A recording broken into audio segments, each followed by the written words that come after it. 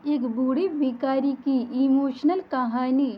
हर दिन एक भिखारी दरवाजे के पास आकर भीख मांगता था और घर का मालिक हमेशा घर के बाहर आते ही उसे देखकर फिर जाया करता।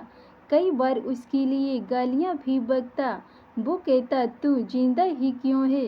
पूरी जिंदगी ऐसे ही भीख मांगेगा क्या? धरती का बोझ क्यों बना बैठा है? और कभी कभी उस भिखारी को गुस्से में वह धक्का भी मार दिया करता। इतना कुछ हो जाने के बावजूद भिखारी के मुंह से सिर्फ यही निकलता कि भगवान तुम्हारे पापों को माफ करे। एक बार सेठ को धंधे में बड़ा नुकसान होने की खबर मिली। सेठ बहुत परेशान था कि तभी उसके दरवाजे पर वही भिखारी आया। गुस्से में अपना आपा खोते हुए सेठ ने उस भिखारी को पत्थर दे मारा। पत्थर लगने के कारण भिखारी का सर फूट गया और उसके सर से खून बहने लगा। फिर भी दर्द से कराते हुए भिखारी ने इतना ही कहा, भगवान तुम्हारे पापों को माफ करे। भिखारी वहां से चला गया। सेठ सोच में पड़ गए। भिखारी को पत्थर मारा, फिर भी उसने सिर्फ प्रार्थना की। सेठ का गुस्सा शांत हुआ। भिखारी का रहस्य जानने के लिए सेठ ने भिखारी का पीछा करना शुरू कर दिया। भिखारी जहाँ जहाँ जाता सेठ उसके पीछे जाता। सेठ ने देखा कि कोई उसको खाना देता, कोई उसको मारता, कोई अपमानित करता तो कोई गाली देता। लोग भिखारी के साथ चाहे जैसा व्यवहार करते, लेकिन भिखारी सबके लिए एक ही प्रार्थना करता, भगवान तुम्हारे पापों को माफ करे। अब रात होने को आई थी। भिखारी अपने घर जाने के लिए लौटा। वो अपने घर पहुंचा, लेकिन सेठ अब भी उसका पीछा ही कर रहा था। एक पुरानी टूटी हुई खटिया पर एक बूढ़ी औरत लेटी हुई थी। काफी कमजोर और बीमार लग रही थी। वह भिखारी की पत्नी थी। अपने पति को वापस आता देख वह खाट से उठ खड़ी हुई। पत्नी ने अपने पति की भीख वाले कटोरे में देखा, उसमें सिर्फ आधी बासी रोटी थी।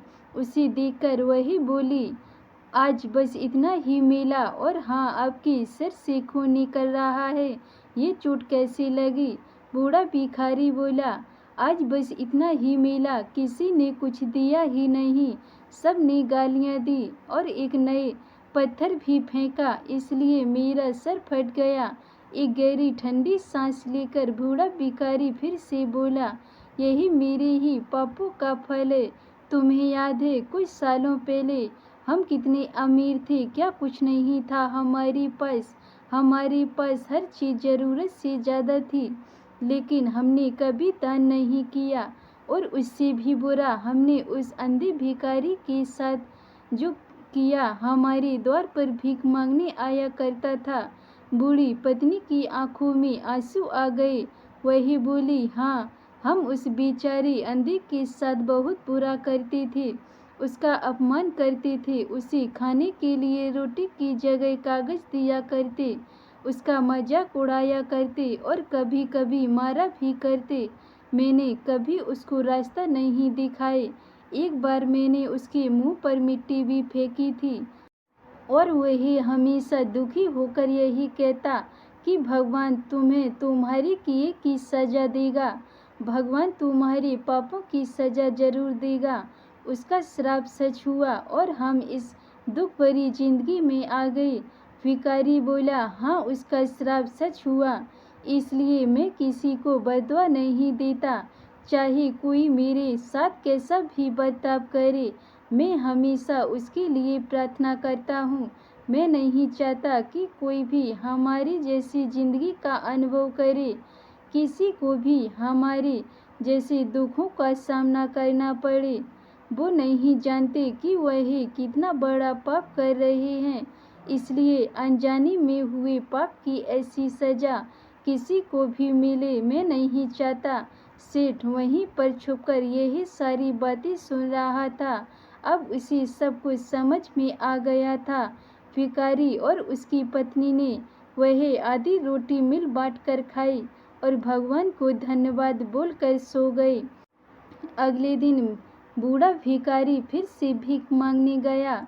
सेठ के घर के पास जाते हैं। सेठ ने पहले से गरम रोटी या उसके लिए निकाल कर रखी थी। उसे देते हुए सेठ विनम्रता से बोला, माफ़ कर दीजिए बाबा, उसे बहुत बड़ी गलती हो गई।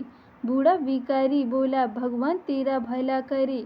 इतना कहकर वह आगे निकल गया। इस कहानी से जो सीख लेने लायक है वह बड़ी ही सिंपल है कि आदमी चाहे किसी के बारे में बुरा करे, कहे या भला करे, लेकिन भगवान सिर्फ कर्म के हिसाब से उसको फल देता है। क्या हुआ अगर भगवान नहीं दिखता है, लेकिन यह बात बिल्कुल सच है, उसके खाते में सबका हिसाब बहुत बहुत पक्का होता है। इसलिए जब किसी के लिए कुछ भी करो तो अच्छा ही करो। धन्यवाद दोस्तों। अगर ये मेरी कहानी आपको पसंद आई हो तो वीडियो को लाइक, कमेंट, शेयर ज़रूर करें और चैनल को सब्सक्राइब करें।